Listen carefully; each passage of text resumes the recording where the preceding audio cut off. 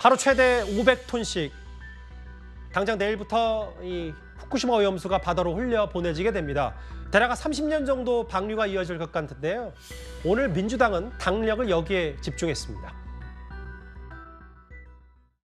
역사가 반복된다라고 하더니 일본 핵 오염수 방류는 제2의 태평양 전쟁으로 기록될 것 같습니다. 오늘 저녁 촛불 집회를 시작으로 주말 장외투쟁을 포함해서 할 수 있는 모든 수단을 동원해서 국가의 책무를 져버린 윤석열 정부의 책임을 묻겠습니다.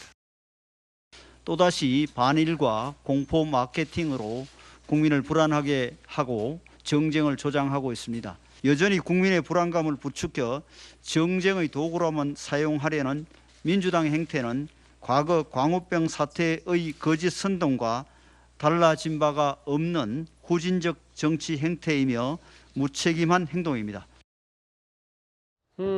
이승훈 변호사님, 오늘 저녁부터 여러 집회성 장외 여론전이 민주당이 예고되어 있는 걸로 저도 알고 있는데 김영민 의원이 탄핵 한두 번 얘기한 건 아니지만 후쿠시마 오염수 처리 요걸 계기로 해서 탄핵 발의하자라는 얘기를 또 어제 했네요. 네, 본인의 이제 개인적인 생각인 것 같고요.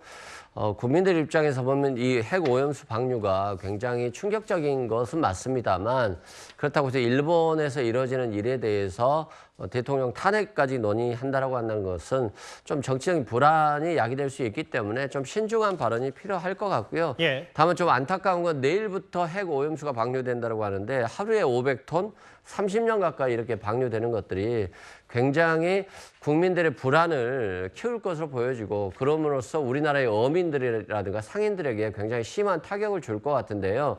우리가 환경 캠페인을 하면서 기후변화를 걱정하고 국민들이 바다에 쓰레기를 버리지 말자, 플라스틱을 버리지 말자 이런 얘기들을 하는데 예.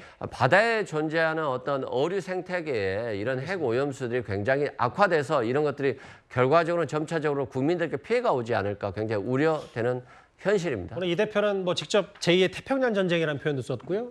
어제 로텐돌, 오늘은 국회에서 저녁에 촛불 집회까지 예고돼 있는데 어떻게 좀 상대당으로서 판단하세요? 제2의 태평양 전쟁이라면 미국하고 뭘 하겠다는 얘기로 들려야 되는데 미국에서는 아무 말도 안 하지 않습니까? 그 이유가 있어요. 지금 말씀하신 게 30년 동안 얼마씩 이렇게 방류를 하니까 크게 문제가 된다고 하는데 그렇게 말씀하시니까 우리 국민이 불안해서 우리 어민들 생계가 어렵게 되는 거예요. 왜 그걸 생각을 못 하세요? 당장의 정치적 이익만 생각하는 겁니다. 그리고 김용민 의원이 자꾸 탄핵 얘기하는데요.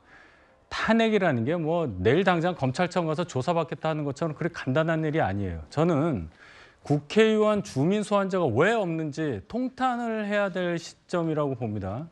저런 정도의 인식을 가지고 정치활동하는 국회의원이 과연 앞으로 국회에 계속 나와야 하느냐.